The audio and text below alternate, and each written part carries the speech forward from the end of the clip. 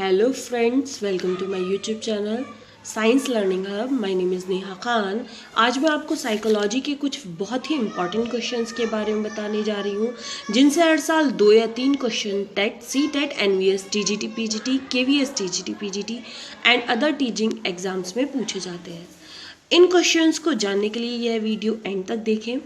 अगर आपको ये वीडियो पसंद आए तो लाइक कमेंट ज़रूर कीजिए और WhatsApp, Facebook and other mediums के थ्रू शेयर भी कीजिए। तो आइए बिना टाइम वेस्ट किए हम शुरू करते हैं आज की वीडियो।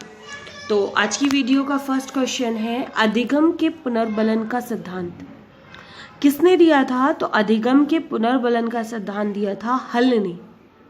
हल थे एक, उन्होंने क्या दिया था? साइकोलॉजिस्ट थे एक, उन्होंने अधिगम के पुनर्बलन का सिद्धांत, रेनफोर्समेंट थ्योरी ऑफ लर्निंग, ये किसने दी थी? हल ने।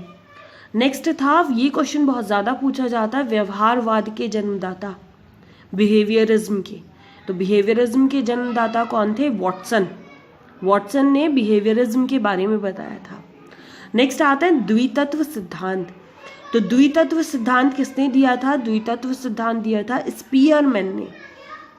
नेक्स्ट है मनोविश्लेषण विधि। तो मनोविश्लेषण विधि किसके द्वारा दी गई थी? फ्राइड के द्वारा, फ्राइड ने दी थी। नेक्स्ट है प्रोजेक्ट पद्धति।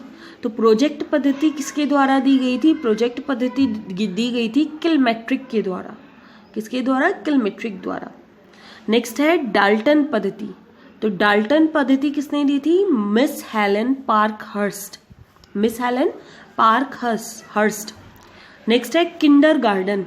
मैंने पीछे बताया था किंडरगार्टन का अर्थ क्या होता है। तो किंडरगार्टन का अर्थ क्या था? बच्चों का स्कूल। अब ये पद्धति किसने दी थी? फ्रोबेल ने। किसने दी थी? फ्रोबेल ने। नेक्स्ट आते हैं मूल प्रवृत्तियों का सिद्धांत। तो मूल प्रवृत्तियों का सिद्धांत किसने दिया था? विलियम मैकडूगल ने। नेक्स्ट आते हैं खेल विधि का जन्मदाता। तो खेल विधि का जन्मदाता किसको माना जाता है? खेल विधि का जन्मदाता माना जाता है जॉन ड्यूवी को। John dewy. नेक्स्ट है बुद्धि लब्धि की सारणी। बुद्धि लब्धि की सारणी मतलब IQ जो टेबल है वो किसने बनाई थी? टर्मन ने बनाई थी। मनोविज्ञान को पहले कहा जाता था, तो मनोविज्ञान को पहले आत्मा का विज्ञान कहा जाता था।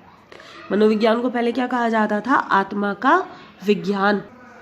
नेक्स्ट आता वर्तमान में मनोविज्ञान को कहा जाता है। तो वर्तमान में मनोविज्ञान को क्या कहा जाता है? व्यवहार का ज्ञान।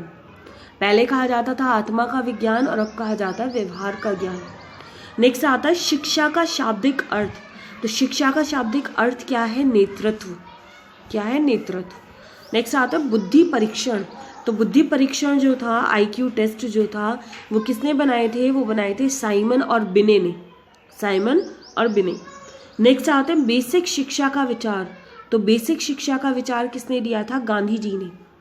बेसिक शिक्षा का विचार देने वाले कौन थे? गांधी जी। नेक्स्ट आते हैं मानसिक आयु। तो मानसिक आयु के बारे में किसने बताया था? बिने ने। नेक्स्ट आता है बेसिक शिक्षा के लिए महात्मा गांधी ने बल दिया था। तो बेसिक शिक्षा के लिए महात्मा गांधी ने हस्तकला केंद्रित जो शिक्षा होती है उस पर बल दिया था। मतलब क्रिएटिविटी जो होती है, क्रिएटिविटी पर बल दिया था, हैंडीक्राफ्ट पर, है ना, कि हाथों से बनाए बच्चे खिलौने और इस तरह की बेसिक जो क्या है शिक्षा दीजिए। नेक्स्ट आता है शिक्षा को द्विमुखी प्रक्रिया माना। ये क्वेश्चन बहुत ज़्यादा पूछा जाता है। शिक्षा को द्विमुखी प्रक्रिया किसने माना था? तो रॉस ने माना था। किसने? रॉस ने। नेक्स्ट आता तूफान एवं संघर्षों की अवस्था। तूफान एवं संघर्षों की अवस्था कौन सी होती है? किशोरावस्था। किशोरावस्था को तूफान एवं संघर्षों की अवस्था कहा जाता है ना। Stage of storms and struggles. तो वो कौन सी है? किशोरावस्था। और ये किसने कहा था तूफानों और संघर्षों की अवस्था, किशोरावस्था को? स्टेनले हॉल ने क्या माना था? तूफान एवं संघर्षों की अवस्था माना था। नेक्स्ट आता है सबसे कठिन काल कौन सा होता है? तो बच्चे का जो डेवलपमेंट होता है, विकास होता है, उसका सबसे कठिन काल होता है किशोरावस्था। ये किसने कहा था? सबसे कठिन काल किसने माना था? तो वही किलपैट्रिक ने माना था। किसने? किलपैट्रिक ने। नेक्स्ट आता है सुखद वर्षा एवं प्रकाश की अवस्था। तो सुखद वर्षा एवं प्रकाश की अवस्था किशोरावस्था को ही कहा जाता है। किसको कहा जाता है? किशोरावस्था को। ये क्वेश्चन बहुत ज़्यादा पूछे जाते हैं। तूफान एवं संघर्षों की अवस्था भी किशोरावस्था है। सबसे कठिन काल भी किशोरावस्था को माना जाता है। सुखद वर्षा एवं प्रकाश की अवस्था भी किशोरावस्था कहलाती है। बच्चा इसमें अगर संभल जाता है तो बहुत अच्छा रहता है, वरना बहुत ज़्यादा परेशानी होती है उसको आगे जा कर के। नेक्स्ट आता है जीवन का अनोखा काल। तो अनोखा काल किसको कहा जाता है? बाल्यावस्था को। बाल्यावस्था को जीवन का अनोखा काल माना जाता है। नेक्स्ट आता है दोहराने की प्रवृत्ति। तो बच्चे में दोहराने की प्रवृत्ति होती है शैशवावस्था में। वो जब किसी चीज़ को सीखता है तो बार बार उसी चीज़ को दोहराता रहता है। जैसे अगर वो किसी चीज़ को ये देख ले कि कोई इंसान इस तरह से बोलता है तो वो उसी तरह से बोलने की कोशिश करता है।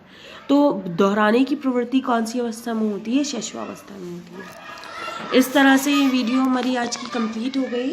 अगर इस तरह के आप और क्वेश्चंस को जानना चाहते हैं तो मेरे चैनल को सब्सक्राइब कीजिए, और अगर आप पहले ही कर चुके हैं तो बेल आइकन को प्रेस कीजिए, जिससे मेरी और वीडियोज़ की नोटिफिकेशन आपको मिल सके। मेरा मानना है कि आपको ये क्वेश्चंस बहुत पसंद आएंगे, क्योंकि ये बहुत ज़्यादा एग्ज़ाम्स में पूछे जाते हैं और बहुत ज़्यादा इम्पॉर्टेंट है।